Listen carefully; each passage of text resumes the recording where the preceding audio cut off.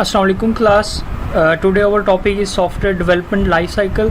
और last time हमारा topic था what is software engineering and what is software. हम स्टार्ट करते हैं अपने टॉपिक। सो फर्स्ट ऑफ ऑल हम देखेंगे कि हमारे कंटेंट कौन कौन से हैं जो हमने आज लर्न करने हैं। फर्स्ट हमारा कंटेंट है ओवरव्यू, हम देखेंगे उसका। सेकंड हमारे पास ऑब्जेक्टिव है SDLC का, और फिर डेवलपमेंट फेस आएगा। उसके बाद हम लर्न करेंगे लाइफ साइकिल, मॉडल्स आ जाएंगे, और फिर लास्ट पे हम कंक्लूजन्स को देखेंगे। ओके, इसको स्टार्ट करने से पहले मैं आपको थोड़ा सा पीछे से रिकैप कर दूं। लेक्चर जो हमारा फर्स्ट लेक्चर था उसमें हमने व्हाट इज़ सॉफ्टवेयर्स को देखा। उसके बाद हमने सॉफ्टवेयर इंजीनियरिंग को देखा कि वो क्या होती है। फिर हमने सॉफ्टवेयर इंजीनियरिंग करैक्टरिस्टिक्स देखी कि हमें आखिर उसकी नीड ही क्यों ज़रूरत हुई, उसकी इंपॉर्टेंस को क्या है। उसके बाद हमने उसको देखा कि why we needed software engineering. सही है, तो वो डिटेल में मैंने लेक्चर दिया था। अगर किसी को उससे कोई इशू है तो वो मुझे बता सकता है, मैं उसकी क्यूरी कर दूंगा। ठीक, आज हम स्टार्ट करते हैं SDLC software development life cycle. और पहला है हमारे पास, हम डेफिनेशन देखेंगे कि SLDC होता क्या है। तो स्टार्ट में देखेंगे इसके नाम से ही हम देखेंगे सॉफ्टवेयर डेवलपमेंट लाइफ साइकिल। सही है, तो इसमें क्या आ जाएगा हमारे पास।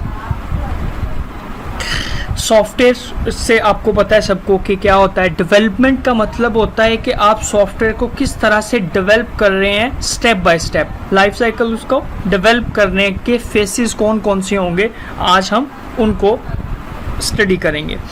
फर्स्ट ऑफ ऑल हमारे पास क्या लिखा हुआ है, a framework that describe the activities performed at each stage of the software development project। कि जो भी सॉफ्टवेयर जब आप डेवलप कर रहे होते हैं तो जितनी भी एक्टिविटीज़, जितने भी स्टेप के थ्रू आपको फॉलो करना पड़ता है, वो आज हमने हर स्टेज को डिटेल में बढ़ना है। उसको हमने क्या बोलते हैं, software development life cycle SDLC बोलते हैं। उसके बाद हमारे पास ये इससे क्या होता है, हाई क्वालिटी जो सिस्टम्स होते हैं ना वो प्रोड्यूस होते हैं। जिस तरह हम कह सकते हैं जो प्रोडक्टिविटी होती है ना, मैक्सिमाइज प्रोडक्टिविटी हमारे पास हासिल होती है।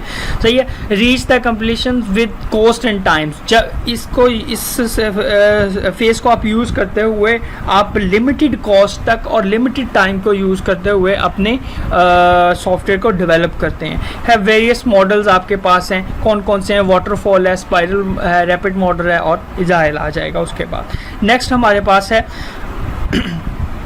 ऑब्जेक्टिव कौन कौन से होंगे सॉफ्टवेयर डेवलपमेंट लाइफ साइकिल के। सही है, इसके 3 मेन ऑब्जेक्टिव होते हैं। कौन कौन से हैं, first ensure the delivery of the high quality systems. सही है, कि इससे हमें ये इंश्योरिटी मिल जाती है कि हमारे जो सिस्टम्स हो ना वो हाई क्वालिटी के प्रोड्यूस होंगे। Provide the strong management control. सही है, कि during the development of the software life cycle, जब आप उसको डेवलप कर रहे होंगे तो आपकी जो मैनेजमेंट स्किल्स होंगी ना वो स्ट्रॉन्ग होंगी। ये आपको हेल्प करेगा हर स्टेज के ऊपर कंट्रोल करने को। मैक्सिमम प्रोडक्टिविटी हमारे पास इसमें हासिल होती है कि आप जब इसको फेस में सॉफ्टवेयर को आप डेवलप कर रहे होते हैं तो आपके पास जो आपकी रिक्वायरमेंट्स होती हैं वो मैक्सिमाइज मीट कर रही होती हैं यूज़र की रिक्वायरमेंट्स के ऊपर। तो ये बेटा आपके पास 3 इसके ऑब्जेक्टिव थे SDLC के। नेक्स्ट हमारे पास आ जाता है डेवलपमेंट फेज क्या होगा, मतलब किन किन स्टेप्स को हमें फॉलो करना होगा during the development of the software. पहला हमारे पास जो है, मैंने आपको कल भी इसकी डिटेल फर्स्ट लेक्चर में भी आपको एक डायग्राम बताई थी ताकि आपको नेक्स्ट इसमें कोई प्रॉब्लम ना हो। फर्स्ट हमारा फेस होता है रिक्वायरमेंट एनालिसिस। लाइक जब भी आप सॉफ्टवेयर को डेवलप करने लगते हैं तो यूज़र रिक्वायरमेंट लेके जाता है कंपनी के पास या सॉफ्टवेयर इंजीनियर के पास कि मुझे इस टाइप का सॉफ्टवेयर चाहिए। तो क्या होगा, हम सबसे पहले रिक्वायरमेंट एनालाइज करेंगे। हम यूज़र की रिक्वायरमेंट्स को देखेंगे कि आखिर वो किस टाइप का सॉफ्टवेयर चाह रहा है। सही है, तो हम उसको डिटेल में जाके देखेंगे, उसको एनालाइज करेंगे, उसकी डेफिनेशंस देखेंगे। सेकंड हमारे पास फेस आ जाएगा डिज़ाइन का। हम उसको ओवरऑल डिज़ाइन करेंगे, जो हम सोल्यूशन आप निकालेंगे यूज़र की रिक्वायरमेंट्स का। थर्ड स्टेप हमारे पास होता है कोडिंग का। तो हम क्या क्या करते हैं, जो हमने सोल्यूशन सोचा होता है यूज़र के प्रॉब्लम का, हम उसके अगेंस्ट कोड राइट करते हैं by using some language rules. उसके बाद हम क्या करेंगे, टेस्टिंग देखेंगे। टेस्टिंग में हमारे पास क्या आ जाएगा, टेस्टिंग में हमारे पास ये आ जाता है जो आपने कोड राइट किया होता है उसको आप टेस्ट करते हैं, परफॉर्म करते हैं। टेस्टिंग 2 से 3 टाइप्स की होती है। यूनिट टेस्टिंग होती है हमारे पास, ये फेस टेस्टिंग होती है आपके पास, black box white box testing होती है। उसके बाद लास्ट है हमारे पास ऑपरेशन एंड मेंटेनेंस आपके पास आ जाएगा। जब आप सॉफ्टवेयर एक डेवलप हो जाता है तो क्या है, उसमें बाद में आपने अमेंडमेंट्स भी करनी होती हैं, उसमें आपने चेंजेस भी करनी होती है, उसको एडिट भी करना होता है, तो वो ऑपरेशन एंड मेंटेनेंस में आ जाता है, वो भी आपने कंट्रोल करना है। तो फिर आपके पास आ जाता है रिक्वायरमेंट एनालाइज। सही है, रिक्वायरमेंट एनालाइज में आप क्या काम करते हैं, रिक्वायरमेंट एनालाइज में हमारे पास ये होता है, it involve the breaking down the system. सही है, रिक्वायरमेंट एनालिसिस में फर्स्ट फेस है आपका सॉफ्टवेयर डेवलपमेंट लाइफ साइकिल का। इसमें आप क्या करते हैं, आप जो यूज़र की रिक्वायरमेंट्स होती हैं उसको ब्रेक डाउन करके ना हर एक रिक्वायरमेंट को जाके डीपली स्टडी करते हैं कि हमने आखिर हमारे पास प्रॉब्लम क्या है। एनालाइज ऑफ द सिचुएशन, हम सिचुएशन को एनालाइज करके देखते हैं कि हर प्रॉब्लम का सोल्यूशन क्या आएगा। Analyse of the project goals, कि जो यूज़र रिक्वायरमेंट्स दे रहा है उसकी आखिर गोल्स क्या है, उसका टारगेट क्या है, वो किस चीज़ को टारगेट करना चाह रहा है, किन पीपल्स को टारगेट करना चाह रहा है, किस चीज़ को टारगेट करना चाह रहा है। It can be done by the individual और टीम वर्क। ये बेसिकली सॉफ्टवेयर हाउसेज में जिस तरह से होता है, सारे टीम मेंबर्स जो होते हैं वो भी मिलके एक जिस उनको प्रोजेक्ट असाइन कर दिया था वो भी रिक्वायरमेंट एनालाइज करते हैं, या कोई एक मेंबर भी इसका कर सकता है। नेक्स्ट हमारा सेकंड फेस है डिज़ाइन का, सॉफ्टवेयर SDLC का। डिज़ाइन में हमारे पास क्या होता है, जब आप यूज़र की रिक्वायरमेंट्स को ना स्टडी कर लेते हैं डीपली और उसकी डेफिनेशंस को, हर एक चीज़ को नोट कर लेते हैं, फिर आप क्या करते हैं, आपका पहला जो स्टेप होता है ना सॉफ्टवेयर डेवलपमेंट लाइफ साइकिल का, तो आप क्या कर सकते हैं, आप स्केच ड्रा करते हैं, आप डिज़ाइन करते हैं अपने सोल्यूशन को कि आपने किस तरह से उसको परफॉर्म करना है, या मशीन किस तरह से उसको परफॉर्म करेगी, या आप कोड किस तरह से राइट करेंगे। तो इसमें ये किससे वो कह रहा है, ये एक इनिशियल स्टेप होता है। सेकंड आप में इसमें क्या काम करते हैं, it describe the software features and include the diagram screen layout. क्या करता है, आप डायग्राम को यूज करते हुए ना एक लेआउट तैयार करते हैं एक साथ, जिसको हम क्या कहते हैं, डिज़ाइन कर लेते हैं कि हमारी जो आउटपुट्स होंगी वो किस तरह से परफॉर्म करेंगी।